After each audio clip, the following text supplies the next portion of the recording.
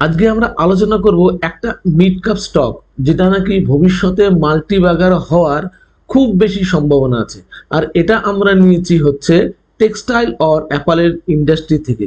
কারণ আমরা জানি আগামীতে এই টেক্সটাইল অর গার্মেন্টস বা অ্যাপারেল এই সেক্টরটা কিন্তু ভারতবর্ষে খুব বড় জায়গায় পৌঁছাবে।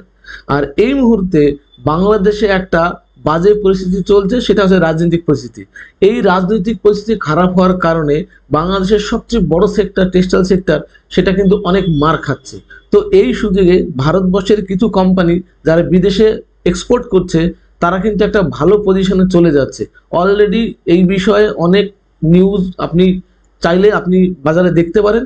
তো এই যে একটা সুযোগ, এই সুযোগটা ভারতবর্ষের বিশেষ বিশেষ কোম্পানিগুলো পাবে। তার মধ্যে লিডার যে থাকবে সে সবচেয়ে বেশি সুবিধা পাবে বলে আমরা মনে করি। তো আমরা সেরকম একটা লিডার কোম্পানি আজকে আমরা আলোচনা করব। নমস্কার বন্ধুরা, ওয়েলকাম টু বিবিএনএস ইনভেস্টিং বাংলা।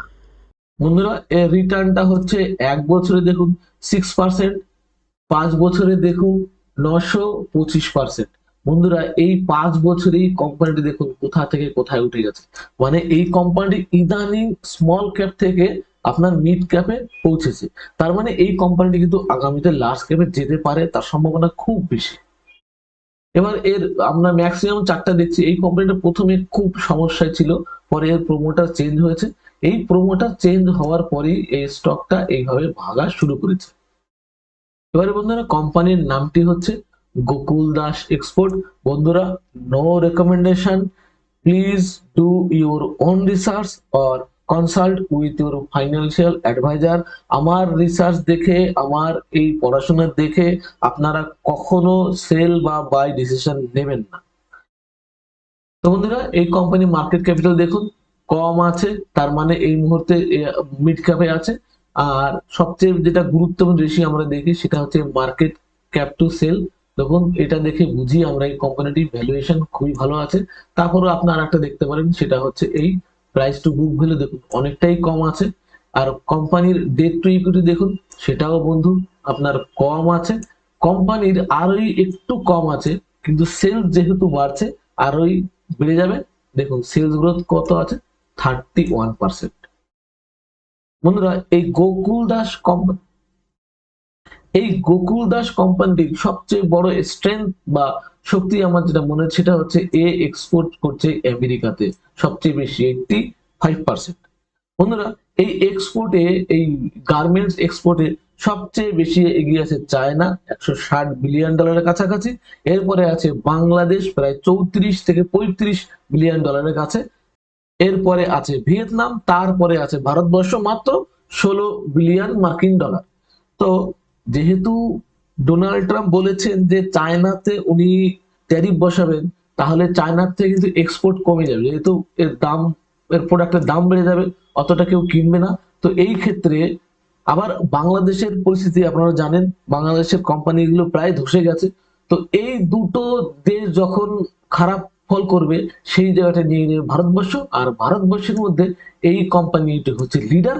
তো এর কিন্তু ব্যবসা ভালো হবে বা রেজাল্ট ভালো হওয়ার সম্ভাবনা বন্ধুরা খুবই বেশি। বন্ধুরা, এটা কোম্পানির ইয়ারলি রেজাল্ট দেখুন। ইয়ারলি রেজাল্ট প্রথম দিকে খারাপ ছিল, কারণ এই সময় কোম্পানি অনেক সমস্যা চলছিল। পরে কোম্পানিটির টার্ন অ্যারাউন্ড হয়। কোম্পানি এই মুহূর্তে দেখুন পরপর এই 47%, 24%, পরপর 2 বছর রিটার্ন দিয়েছে। আর দেখুন এই 24 সালে একটু রেজাল্টটা খারাপ এসেছে, কিন্তু এই 24 সালের লাস্ট কোয়ার্টারে, মার্চ কোয়ার্টারে কিন্তু ভালো রিটার্ন দিয়েছে। এটা আমরা এক্ষুনি এই কোয়ার্টার রেজাল্ট যখন দেবো তখনই আমরা দেখতে পাবো। মানে এই কোম্পানির কিন্তু ইয়ারলি বাইং কিন্তু বা ইয়ারলি সেলস কিন্তু খুব ভালো গ্রোথ শুরু হয়ে গেছে। বন্ধুরা, এটা দেখুন কোম্পানির কোয়ার্টারলি সেলস দেখুন। বন্ধুরা, কোয়ার্টারলি সেলস দেখুন পর পর পর পর কনসিস্টেন্টলি কিন্তু এর সেলস বেড়েছে। দেখুন এই দেখুন মার্চ কোয়ার্টারে কিন্তু প্রায় 80% প্রায় এর সেলস বেড়ে গেছে। জুন কোয়ার্টারে দেখুন অনেকটাই বেড়েছে। সেপ্টেম্বর কোয়ার্টারে আসছে যে কোয়ার্টার, এই কোয়ার্টারে ভালো রেজাল্ট করবেই এই কোম্পানি। বন্ধুরা, এই কোম্পানির ভবিষ্যৎ আমার মতে খুব ভালো। তবে আপনারা নিজেরা এই নিয়ে একটু রিসার্চ করুন, তারপরে আপনারা ডিসিশন নিন। এটা হচ্ছে কোম্পানির ব্যালেন্স শিট। দেখুন বন্ধুরা, ব্যালেন্স শিটে দেখুন রিজার্ভ হচ্ছে প্রায় দেখুন এই 1200 কোটি টাকার মতো। আর আপনার বোরিং আছে মাত্র 800 কোটি টাকার মতো। তার মানে আপনার মানে লোনও বেশি নেই, মানে এ কিন্তু প্রায় ডেট ফ্রি কোম্পানি আছে।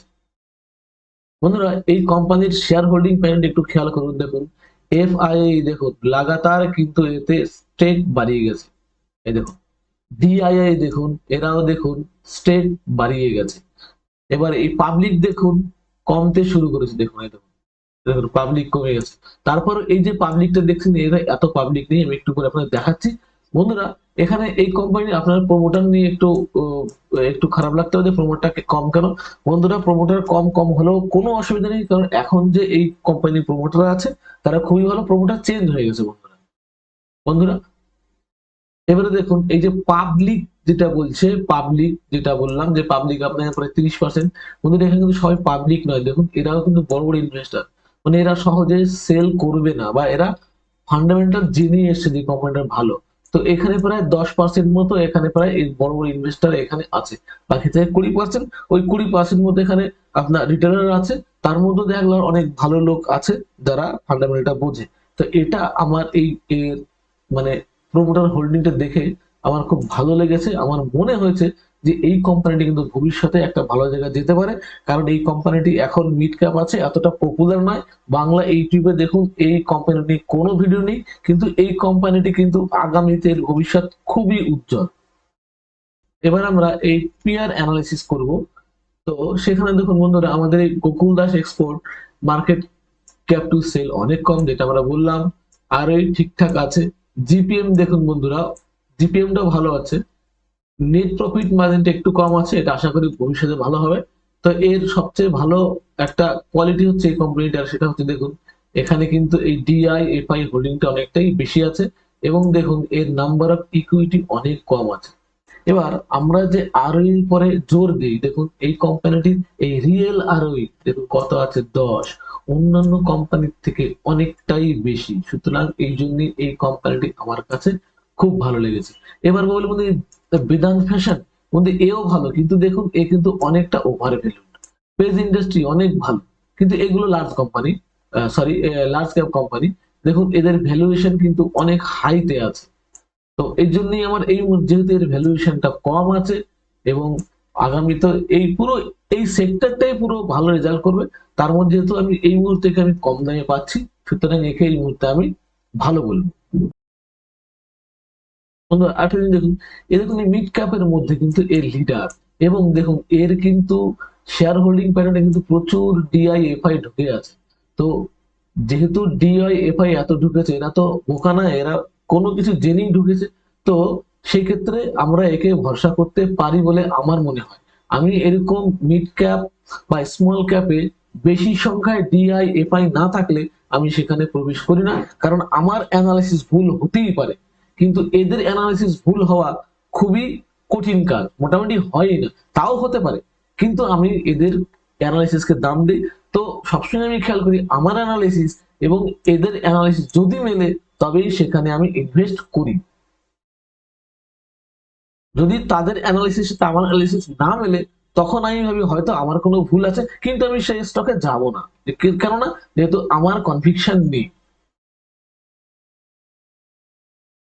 বন্ধুরা আরেকটা জিনিস দেখুন, এর দেখুন কোয়ার্টার সেলস গ্রোথ বেশি আছে, মানে পিয়ার অ্যানালিসিস এর জন্য বলছি।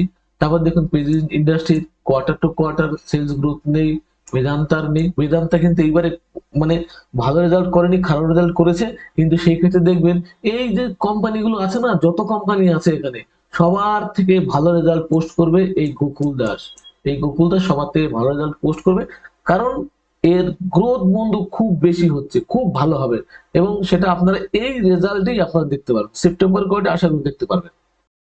বন্ধুরা এই ভিডিওটি যদি আপনাদের ভালো লেগে থাকে, আমি শিওর আপনাদের ভালো লেগেছে, তাহলে লাইক করুন, কমেন্ট করুন এবং সাবস্ক্রাইব করুন।